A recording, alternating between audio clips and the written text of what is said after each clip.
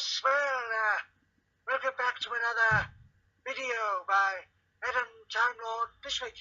And don't forget to subscribe, or I'll hit you with my stick. Yes, it's very good. Goodbye.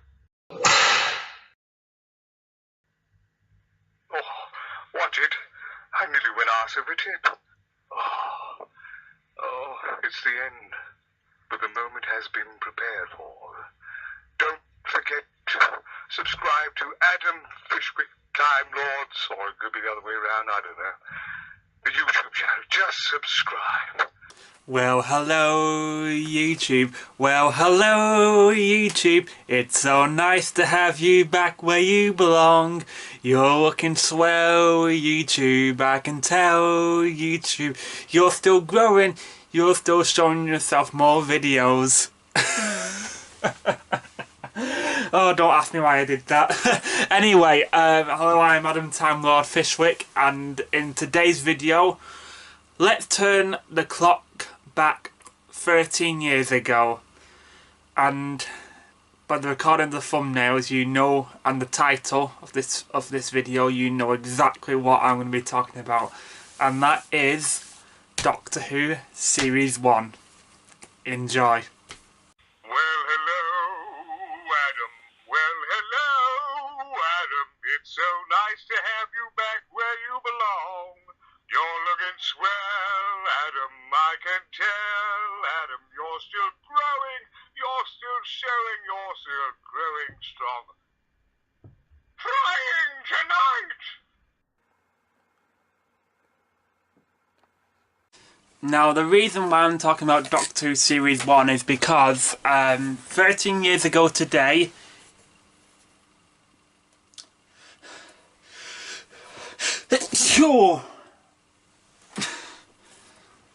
Now, the reason why I'm talking about Doctor Who Series 1 is because 13 years ago today, Rose, the very first episode of the modern series, first came out, and I'm talking about Rose. So I just thought to do, since it's been 13 years ago since I got into Doctor Who, since, you know, modern viewers got into Doctor Who.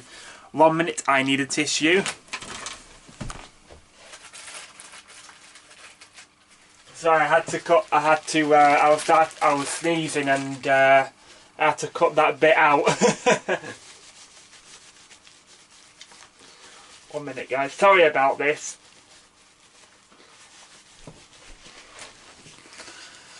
So yeah, 13 years ago since the modern era came out. 13 years ago since this came out. This came out. So I just want to talk about the episodes, really. And well, I'm not saying that the cover. This actually came out 2 years. Is it last year or 2 years ago? I don't know. Well, the Steelbook, I mean. But you know, the series itself, 13 years ago, and I remembered. I remember getting in. I think I've said this when I did the anniversary of 53 years of Doctor Who, and I just wanted to talk about you know, the episodes. And I remembered my dad saying to me, my 9-year-old self, saying that Adam, come downstairs, there's a show that you'll like, it's called Doctor Who. Now I was a bit scared. I watched like a bit of Series 1, the bit of Rose, and when the Autons came out, I was a little bit scared, because back in those days Adam was scared. But he's not anymore, but he can be at times though. So I just want to talk about the episodes, the ones which I actually remember first broadcasting. Now Rose, I remembered Rose from what I've just told you, but I didn't watch all of it though, because I was scared and I didn't have no much interest then. But Rose is such a great story to, you know, start off the modern series. It's a good way to introduce the Doctor and Rose. I mean, the Autons are in it though, but I don't think they had much. I mean, it was nice to see them for, you know, for classic viewers though, but it was. But I think, you know, I don't think the Autons felt like the main villain in it. It was more, you know, introducing things. But you know, Russell was, you know, he had a lot on his plate back then. So, you know, just to write all of this in one episode, and I think he did that really good. So Rose starts off with yeah, obviously Rose Tyler, and it was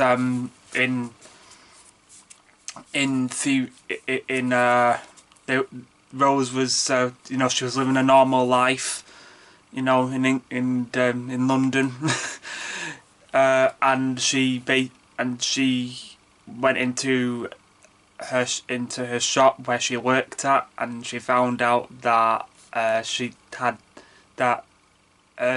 shop was invaded by Autons, and then she found this mysterious man known as the Doctor. Can I say, before I continue with this, I love the cast. Christopher Eccleston as the Doctor and Billie Piper as Rose. I think Russell T Davies showed a really good we got a really good cast. Yeah, Rose finds out this mysterious man called the Doctor, which is in the form of Christopher Eccleston, which I just said. I just turned it a bit into Peter Capaldi there. I think it really starts off really good. I think it's just a great entry for the show, and you know, introducing the Doctor, like when Rose asks him who is he, and then the Doctor says, you know like what we were saying about the Earth revolving is like when you're a kid, and it's him telling us that he can feel the turn of the Earth, and I think that's really that was such a great scene. That I think that is one of my favourite Ninth Doctor scenes. So, you know, it just shows like more of what the Doctor's actually like, and that. Sorry, guys. Yeah, that's one of my favourite scenes from that episode, and but the Autons in it are good, but I like how you know, when the Doctor goes back into finds Rose in the flat, and he goes, "You're not plastic, are you?" You know, I like you know, a bit of the comedy in it as well, when you know, like the Doctor was like showing off in Rose's flat when he looked at that magazine and it says she's gay and he's gay and she's an alien, and then he's just flicking the cards and all that, and I like when he was reading the book and he was just turning the pages like just really quick, and he went, "Oh, sad ending." I just thought that was really funny, and the mysterious thing about it is that there was when the Doctor looks at himself in the mirror, there's a bit there's a bit of a theory to that the Doctor actually saw himself, he knew what he looked like before them. But you know, I'd like to see more of the Ninth Doctor adventures before he met Rose, like what he did after he regenerated from being the War Doctor. Because you know, when we saw like Clive you know, showing Rose all the stuff that he's done, like like saving the Daniels family from the Titanic and that, and him saying that that the Doctor was in the factories. He said it in the Doctor Dances, and he said there's a banana growth there now. I like bananas. Bananas are good, and they are good.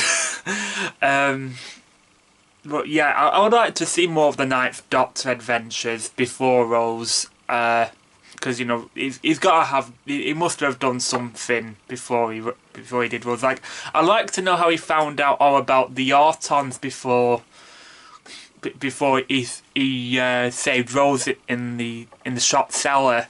Like how he, because when he saw the Autons, it sounded like he knew what was going on in the first place. So, because he was just tracking the Autons down. Because why ever would the Doctor be there?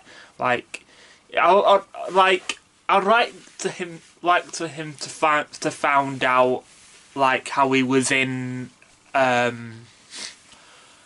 like if he was in the TARDIS and something like he just found on the scanner in the console room, and then you know something like that, how he found out, and then you know that's how he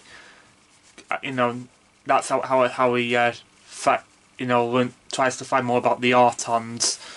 But I like Rose in it because throughout series 1 for me, we're looking at, us modern viewers are looking at how Rose, how we saw the Doctor, but through Rose's eyes. I really like that. That's one of the greatest strong things about series 1. Yeah, that's all I've got to say about Rose. I give it a 8.5 because you know we got to see more of the, we got to introduce more of the Doctor. That's what I mostly like about the very first story of series 1. That we got to know more about. We're seeing the Doctor through Rose's eyes, and you know introducing Rose herself. Yeah, but the Autons are good in it though, but they didn't feel like the main the main thing in it. Like they're just like the side of it. It was more like later on they were more concentrating on it though. If you guys know what I mean. But yeah, that's all I got to say about Rose. The End of the World. I'll really like the End of the World. It's based on Satellite 3, and I like how the Doctor showing Rose her first adventure, and like all the aliens are gathering to watch the Earth burn, and the Doctor was saying like it's not my time to save it, time's up, because he knows that there's going to be another Earth coming on. Well, if it was just going to be that Earth, I think he would have saved it. And there's some interesting aliens there. Like, it shows that like not all the aliens are threatening though, but there's Cassandra though. But apart from her, like the Moxa baboon and the forest of trees, and well, I don't think they're actually aliens though. They're trees though, aren't they? But you know what aliens like that, like the Moxa baboon and the steward and all that. But yeah, I think Cassandra's is a good villain, though she's not really that well known in the modern era of Doctor Who. But yeah, The End of the World is really good. I like how Rose wants more answers about the Doctor, like who he is and all that, and he's just refusing to say his name. The Doctor to this day is still a mystery. Like, we don't even know the Doctor. We still don't know the Doctor's name, and to be honest, I don't really want to know the Doctor's name.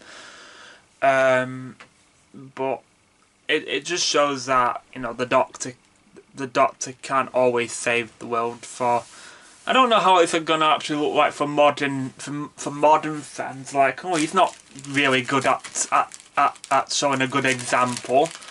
But it shows later on in Doctor Who. You know, he's great at doing that. But yeah, and then we found out late in the end of that episode that there was a war that the Doctor was in, the Time War between his race and the Daleks, but he didn't really mention the Daleks back then. But you know, I bet to classic fans they know who they were though. But you know, to us modern fans, you know, we don't know what the Daleks are and all that. Which you know, I think it's a good mystery. That's the one thing I can probably describe the Ninth Doctor. He's a man of mystery. Yeah, that's what I can say about the Ninth Doctor. He's a man of mystery. Now that's all I got to say about the end of the world. Sorry if I'm not saying too much about it though. Yeah. But I'll give the end of the world a 7. I'll give it a 7. I mean, I do like the end of the world, but I like other episodes in series 1 better. So we're on the Unquiet Dead now, the 3rd episode of the series. I was a little bit scared of this episode when I first saw it. Because the Gauss pretty much scared me back then, because I was only 9 when it came out. But I remember really enjoying it though. It was really good. I think it shows some good history. You know, real history. Like we know, you know, like famous people back in history. Like obviously, you've got Charles Dickens in it, and all that. It's really good, The Unquiet Dead. I need to rewatch that episode again, but the Gelf really did terrify me when I was a kid. They were really creepy. Well, yeah. And there isn't really much to say about The Unquiet Dead. Well, not in my eyes. I don't think there is.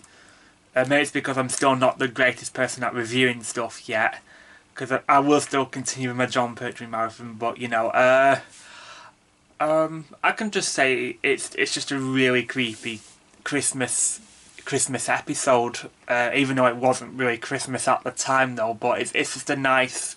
It's just a nice episode for, you know, to show that there's events going on in history. I like we got to know a little bit about Charles Dickens in it. I remember that, like, he tried to do a séance for to get in contact with his mother, and he didn't really believe in all of that. And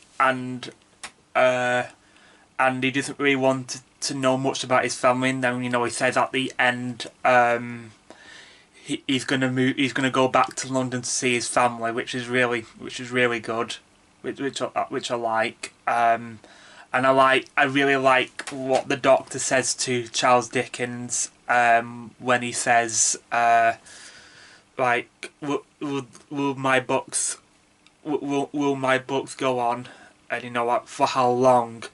And then, you know, the Doctor says, well, forever, which I think that is so nice to say.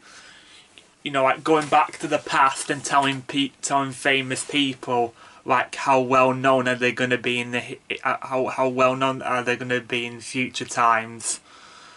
You know, like Vincent van Gogh, the Doctor showing him his paintings, like he's going to be more, you know, very popular to this day and age, and that.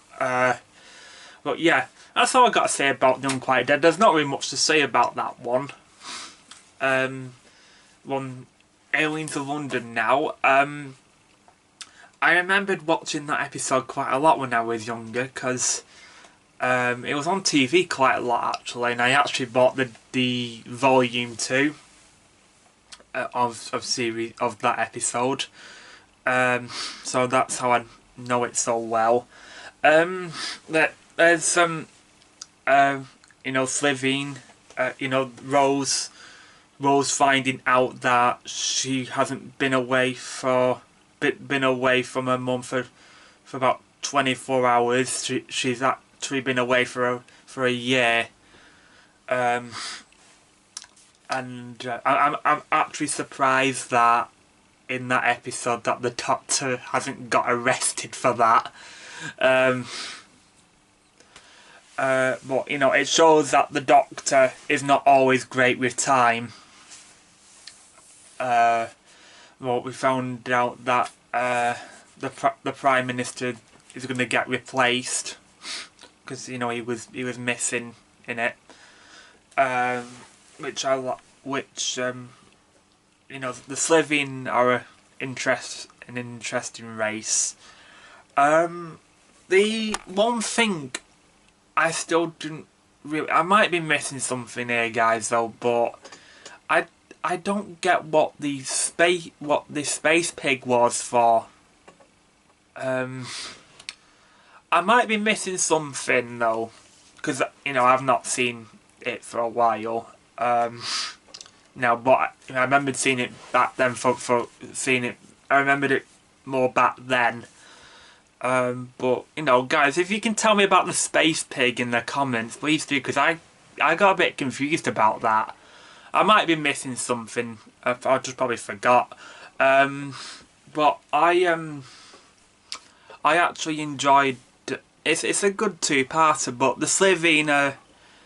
They weren't real. They were threatening though, but they didn't look that scary to me. But it's really good how Russell T Davies can create villains that can actually survive in human bodies. But one thing I like about that that sort of episode that is aliens visiting, and it made it look like it's actually happening, like there's news reports and all that. Yeah, it's a good it's a good two-parter. I like in the second part where the Doctor says to Jackie that like you can't always, I can't promise you everything.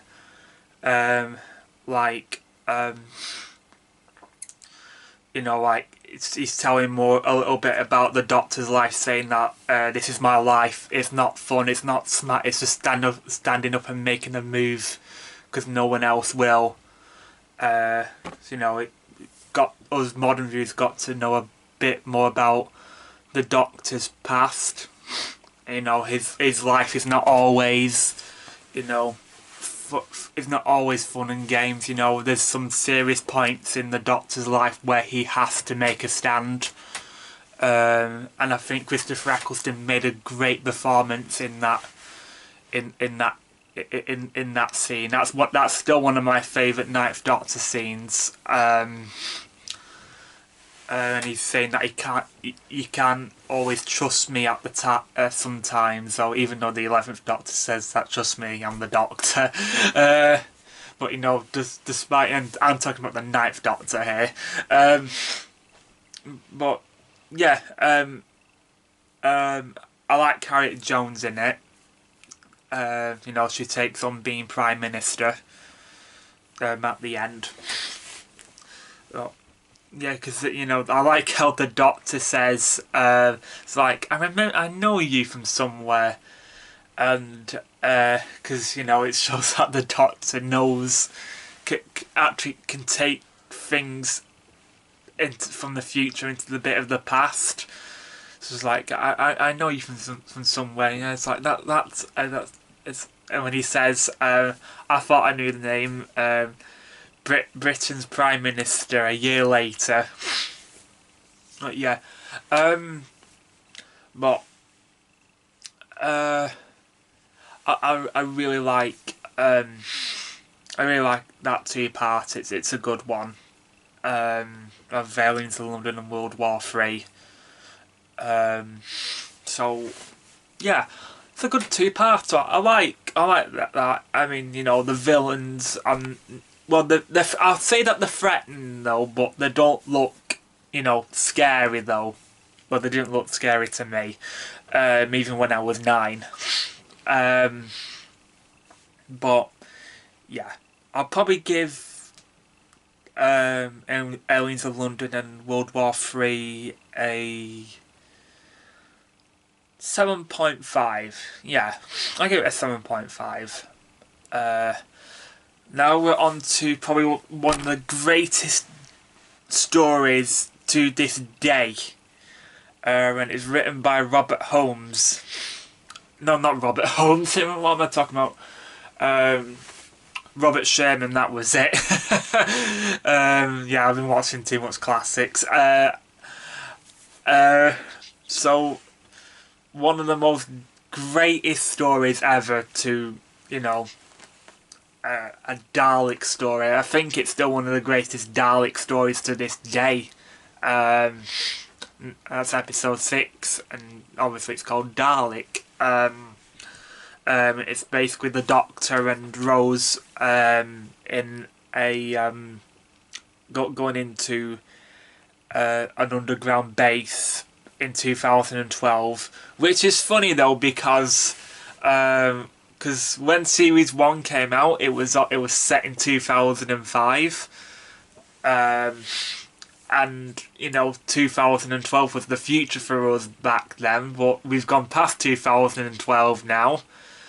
So yeah, it's quite funny that actually.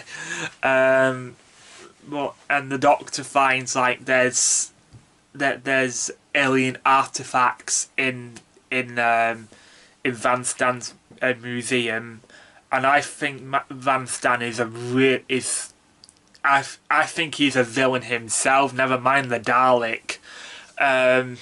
Like he takes alien artifacts, you know, and all that. He scavenges it, and he has the Dalek chained up, and it's called. He names it, if I remember rightly, it was Metaltron. That was it, Metaltron. The Doctor was interested to know what it was, and when the Doctor goes inside that room and thinks that even though he doesn't know it's a Dalek yet, but when he finds out that is a Dalek, the Doctor goes mental. Like, that is probably my #1 favourite scene of Christopher Eccleston as the Ninth Doctor. Like, you know, I bet it must have been hard for him, you know, him to be talking to, just talking to an object. You know, it just shows how powerful he is. Like, I like how, you know, that they've locked the Doctor into that room, and then the Dalek was just about to exterminate the Doctor, and the Doctor is scared stiff. You know, like when the Doctor is scared, us as audience we're scared because you know we trust the Doctor, but you know there's times when we can't. But when the Doctor's scared, we're scared. But as soon as when he finds out that the Dalek is useless, his personality changes into darkness. My God, you know that. But how he speaks to the Dalek and all that. You know, talking to each other about the Time War and all that. I think that's just probably one of the greatest scenes ever in Doctor Who history. I think Dalek is such a great episode. I like how you know, as soon as Rose touches the Dalek, you know, the Dalek kind of it repairs itself, and it exterminate. You know, the Dalek goes on a rampage and exterminates like nearly every soldier in that base. And Van Stan just cares more about don't damage it and all that. He doesn't care about the soldiers. He cares about that the Dalek is he just wants the Dalek, doesn't want it to be creased. Like it's just insane that Van Stan is such a great is such a great heartless person. And I think in Stephen Moffat's era, we just don't have that sort of Dalek story anymore, because I do not recall Stephen Moffat killing any characters, any random characters in his era with a Dalek. The only Dalek I know that he's exterminated was the 2 soldiers in Victory of the Daleks. That's about it. But yeah, Dalek is, oh my god, and the Dalek when it looks at the Doctor, and like, I will only speak to the Doctor, no one else. You know, like, you will make a good Dalek. My god, that scene, every time I watch it, my god, gives me chills every single time. And yeah, and you know, we find, and you know, in the end that the Dalek, you know, destroys itself. You know, it's got some of Rose's DNA, and you know, it just wants to die because the Dalek doesn't want to feel like that anymore. The Daleks must always be, must never have any emotions, and Rose gave that to the Dalek, and it made it exterminate itself. And wow, such a great episode. I really want Robert Sherman to come back to Doctor Who to write a Dalek story. But I give Dalek a 10 out of 10. I can watch Dalek so many times and I can never get bored of it. Yeah, that's all I've got to say about Dalek. Dalek is such a great episode, and honestly to God, if you haven't seen Dalek yet, go and watch it now. But yeah, that's all I've got to say about Dalek. Now we're on to The Long Game. The Long Game, it's probably one of my least favourites in Series 1. But I still like it though. I think the Long Game is it's a good episode. I like how Simon Pegg is the editor in it. And we know about the Jaguar-S. You know, like it controls everything in Satellite 5.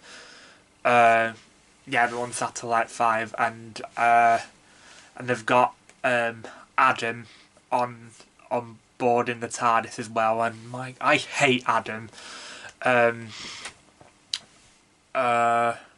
Like, he just keeps on asking questions and all of that, and just like, go and find out for yourself. I just loved that bit. And he just goes a bit crazy because he has you know, that tube in his head, and the Doctor just doesn't really like that, and he just gets rid of him right at the end. Again, the Long Game's not such... There's not really much to say about the Long Game, really. But I just think Adam just does my head in it. I'm so glad he's gone. But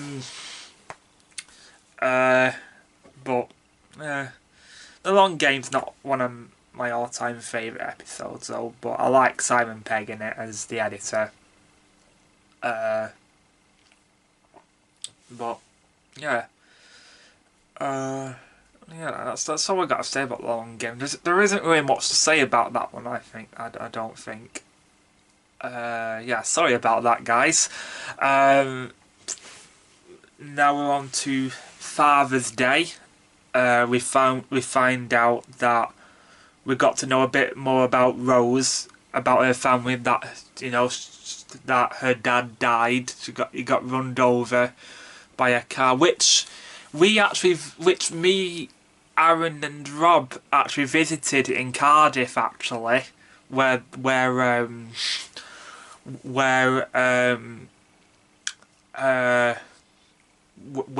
Pete Tyler got run over. Not at the end, but the beginning of it. And I like that episode because it's just so. It's heartbreaking, but it's beautiful in the same way. And it shows some consequences as well. That you can't always change time. I like how the Doctor and Rose fall out because of it. I know what I'm doing, you don't. But yeah. Time's been damaged. I like how I like the Reapers in it. They're good. I like I like how the Doctor just runs down the street, says, "Rose, get in the church." I thought that was a funny scene, and I also like the other scene, like, "Don't touch the baby." We were gonna visit the church, but because it's in two different places, the street and the church, but we couldn't seem to find it at the time. But it would have been so good to go to. Hopefully next time I go to Cardiff, I'm sure I'll find it, or whoever I'm with will find it one day. But Rob, my friend Rob, I saw 99. He messaged me saying that he found the location. So yeah. Yeah, the Long Game is not the Long Game. Father's Day is a really good. It's a really good episode. I like how at the beginning where Jack is saying she's showing young Rose. Oh, hang on a sec, guys. Sorry about that, guys. I'm back. Yeah, the Long Game. For God's sake, not the Long Game. Father's Day, it's a really good episode, and that. But I'll probably rate it I'll rate it a 7. Yeah, 7 would do. Father's Day's a good episode. I like the soundtrack to it. I think that's what does it more for me as well. Well, yeah, Father's Day's a good episode. Now on to a two-parter, which is my favourite two-parter in series 1, and it scared me a lot when I was younger. I wouldn't watch it for a long while because I was that scared of it, and that's The Empty Child and the Doctor Dances. They find the Doctor and Rose find out that they're in World War II. I like how you know, the doctor goes into that club and he sees that singer. I thought that I think the setting to that scene is really good. Like it made it look like that they're actually in World War II. I think it's better than Victory of the Daleks though. Like, you know, like setting wise. Well, yeah, you know, the doctor just goes up on the stage, you know, excuse me, can I have everyone's attention, please? Quite, you know, quite urgent. It's like, I don't know if you, but if you guys seen anything fall from the sky recently? And everybody just starts laughing, and you know, the doctor has no clue what's going on, and he finds out. He sees that sign like Hitler will send no warnings, and he just finds out he's in World War II because he's trying to find. It's an ambulance really, trying to chase the whatever it was, and that. So you know that's why the doctor and Rose were actually there, so he can find what was going on. There, and Rose sees this little kid wearing a gas mask and saying, "Are you my mummy?" That scared me a lot when I was a kid. Don't ask me why, but it did. And we find out that this child was what was that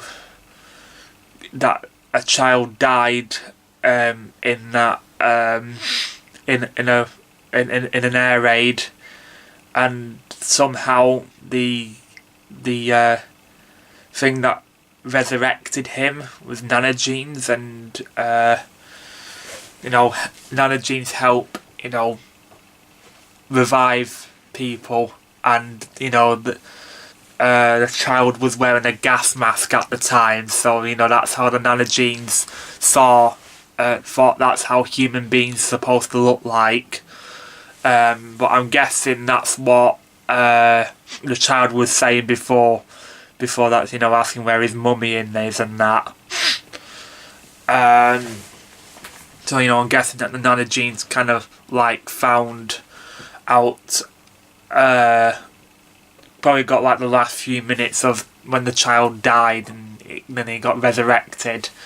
And Rose finds out that there's that she was hanging out from a ballad balloon, which is quite scary, hanging in the middle of London, and then a certain man comes and saves her, and he turns out to be gay. And that's Captain Jack. Captain Jack in it, not Captain Jack Sparrow. No, Captain Jack Harkness. Which, you know, which becomes a really good character later on in the series. I like characters like that when Russell T Davies brings characters properly. But this episode is actually this two-part is written by Stephen Moffat. This is when he was good. But yeah, I think it's still one of his greatest scripts ever. But you know, he was in. You know, Russell T Davies was in charge at the time, so he wants to. You know, sorry guys, I'm just putting my camera on charge. 1 minute.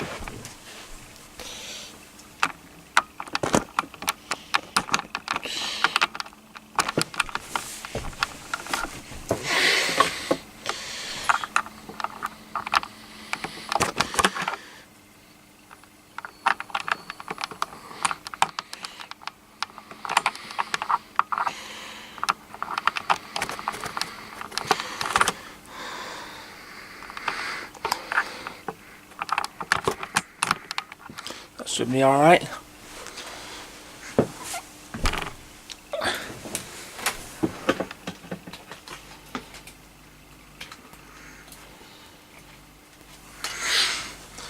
Okay guys, I'm back. Just putting my camera on charger there. It's on charge now. And then the the doctor finds there's a family.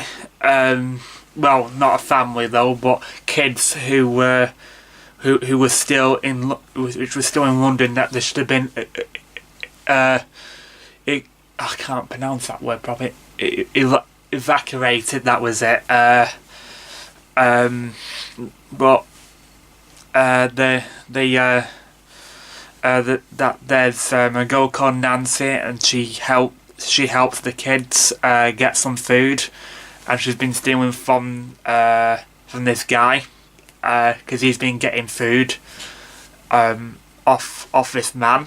It turns out he was thought he was gay.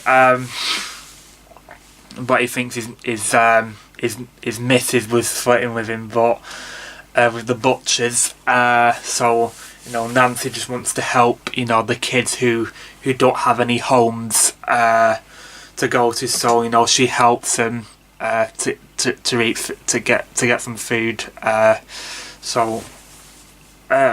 then the doctor gets a phone call on the TARDIS phone, and it's not connected or wired up. And Nancy seems to know who it is, and that's why the doctor goes after her. But this scene where the child puts his hand through the letterbox, that scared me when I was a kid. It still kind of creeps me out now. I just could not watch that episode for weeks because I was that scared. But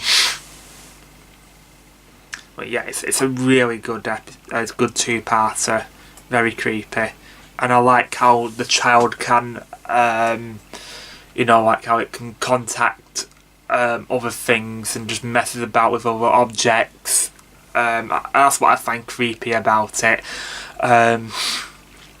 So good. And I like how that it spreads more the virus. And the doctor goes into the hospital and finds Dr. Constantine in there, and there's a whole patients full of them of this, and Dr. Constantine knows what this bomb has done.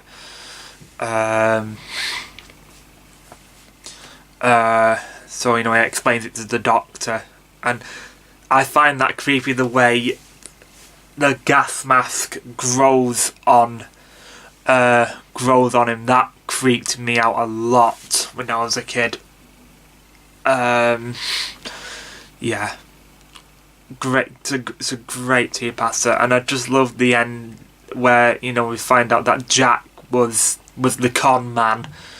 And all that, so he caused it all of this, so it was his fault. And I like how the doctor at the end when he saves everyone, it's like justice once rose, everybody lives.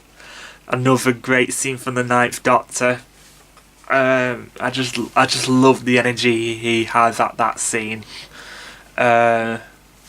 It's a great two-part. My favourite two-part of that is. But yeah, that's all I can say about the two-parter of The Empty Child and the Doctor Dances. I give that, if there's even a rating, I'll give it 100 out of 100 because I loved it so much. But it scared me though, but I still love it. Now we're on to Boomtown, and we've visited a lot of this locations because obviously it's based in Cardiff.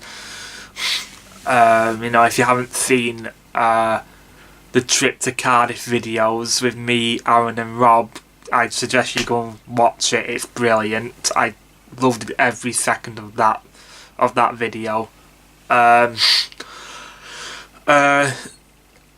we find out in that episode that there's a surviving Slovene family, and that's Margaret. And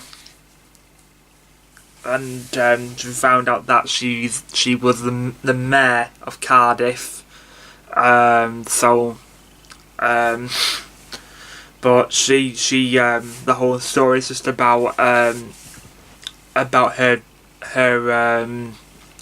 she's got the glider thing, got a force field, and that the doctor just wants, he wants to stop that from happening. The rift that's opening and that, and found out that Mickey has actually got a new girlfriend because he's been fed up of waiting for Rose and that. So I just think, yeah, well, I would be if I had to wait for Rose. So I don't blame Mickey on that. But yeah, great. It's a good episode. I just love that we've been to all the locations to that. Like we've been to the shop, not the shop. The little cafe that they were in when the doctor grabs that newspaper off that guy, saying that I was having such a good day.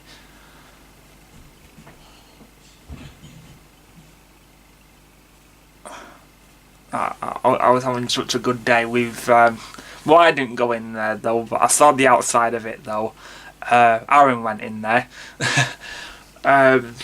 We've been to the restaurant that the doctor and Margaret were in later on.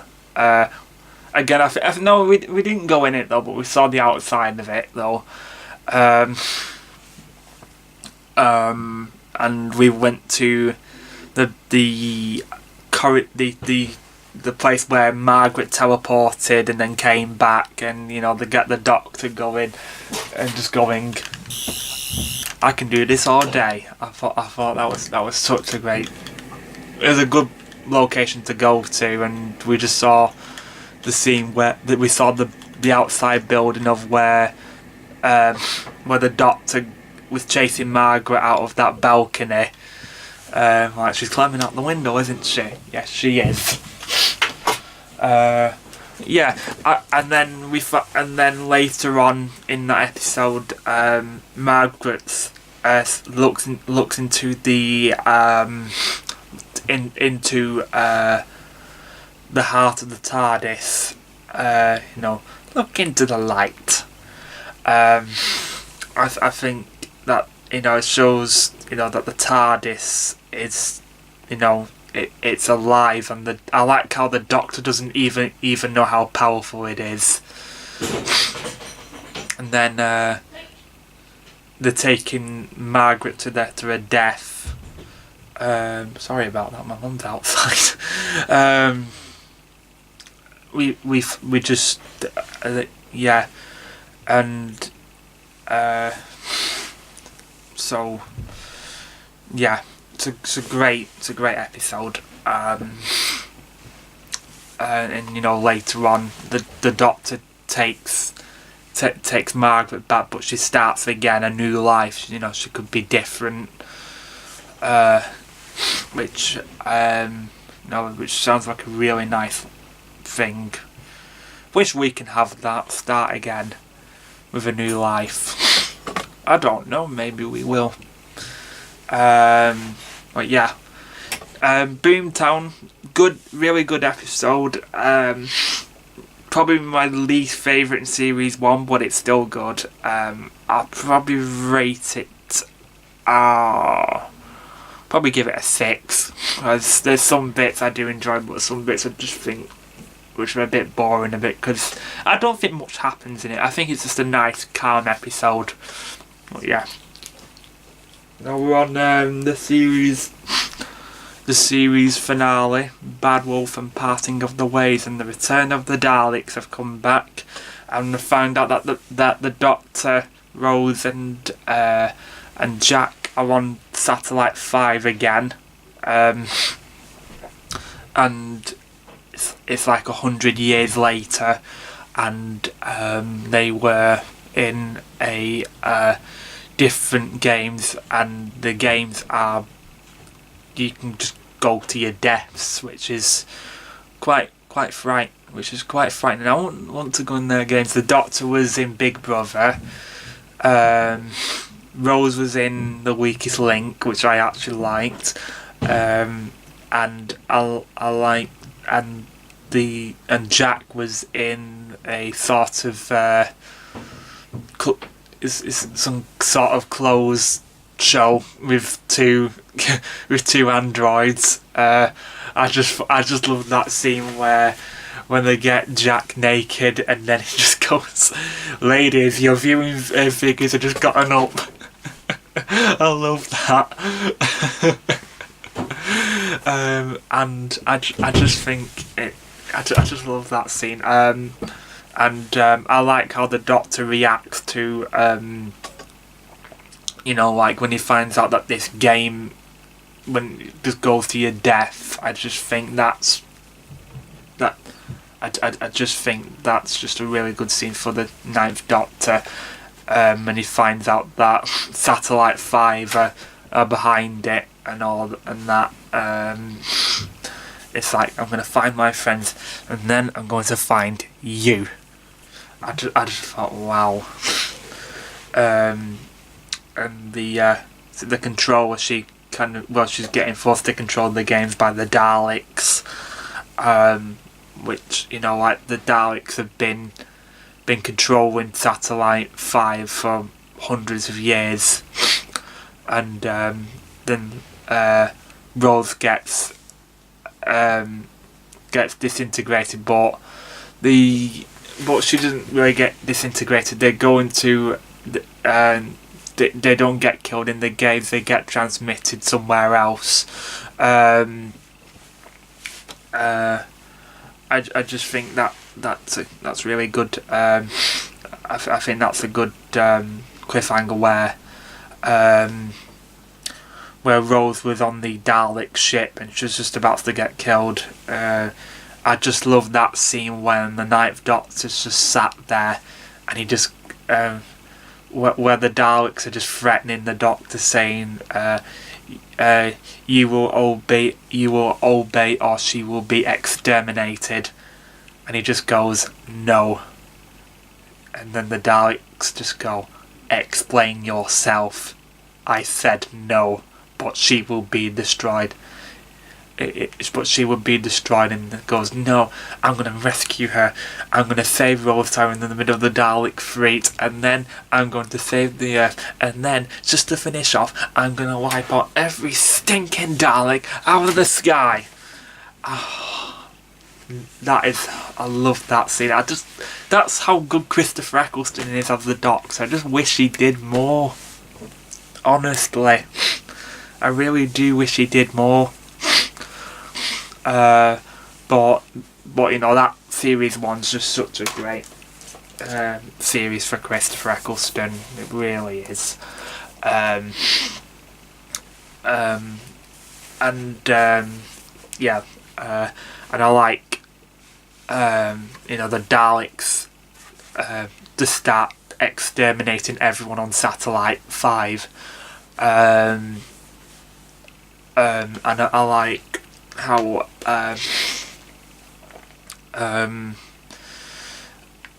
let me think.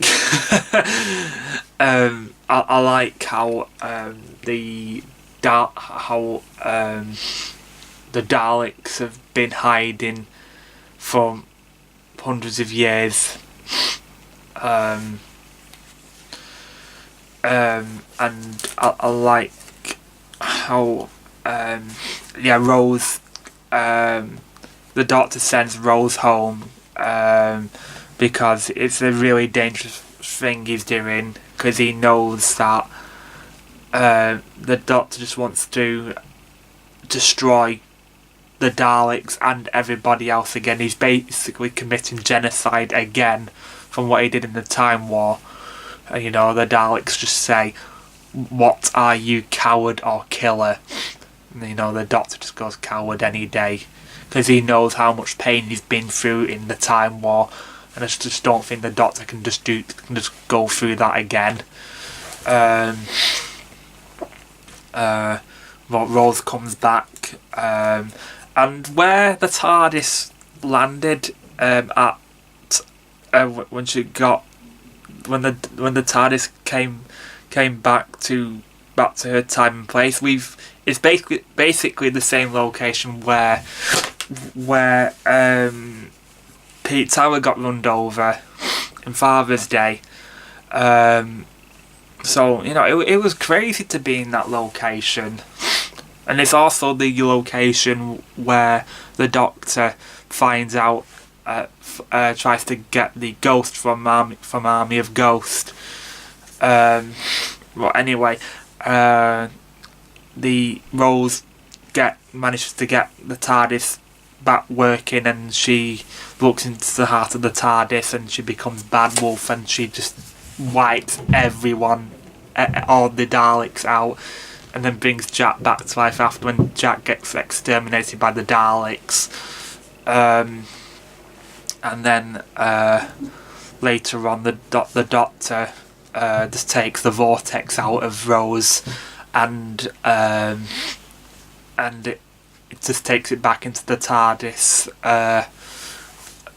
and then he just drained it all of the energy, and then takes Rose into the TARDIS, and then Rose wakes up, and leave Jack behind, and she wakes up, and you know, she sees the Doctor there, and you know, and then the hand, he's just about to see him like that, and he goes, Rose Time, we're going to take you to all many places, Barcelona, not the city Barcelona, the planet Barcelona, you'll love it, it's got dogs with no noises. Just like, maybe I will, but not like this. Like, you're not making sense. I'll make sense again. I may have two heads or no head. Imagine with me with no head, and don't say that's an improvement. And when I saw Christopher Eccleston regenerating to Davidson, I had no idea what was going on. I had to ask my dad to, you know, what regeneration was about. And he told me, and then, you know, there was other Doctors in the past. You know, I had no idea at the time. But yeah, I just love the speech that Christopher Eccleston does at the end of his era. Because, you know, I like how he goes, because, you know, he's ready to regenerate. So I just think that's real. I just love that scene for Christopher Eccleston. It's really good. Just wish he did more, but you know what we got was just brilliant, and that's my overall for series 1. I will probably rank the whole series a 10 out of 10 because I just love series 1, and I can go back and watch it so many times. They have some great moments in there with Christopher Eccleston as the 9th Doctor, and we get to see the companion, we get to see Rose, and we get to see what the Doctor's like through her eyes. You know, she's basically part of the audience like we are. Series 1 is just fantastic. Yeah, I have to say happy birthday Doctor Who for the modern series. 13 years ago since I've been into Doctor Who, and yeah, my god, it felt like yesterday since I got into it. And yeah, that's all I've got to say about series 1. I might do one for series 2, but that might be for next year now. So I hope you enjoyed this video. Please do like, and tell me in the comments what you think about series 1. I would really like to know. So that's it for me, guys. I will continue with my John Pertwee marathon soon. I hope you enjoyed this video, and yeah, I shall see you guys next time. Bye. Hello. Why not subscribe to Adam Time Lord Fishwick's YouTube channel? It's very good, you know. Goodbye.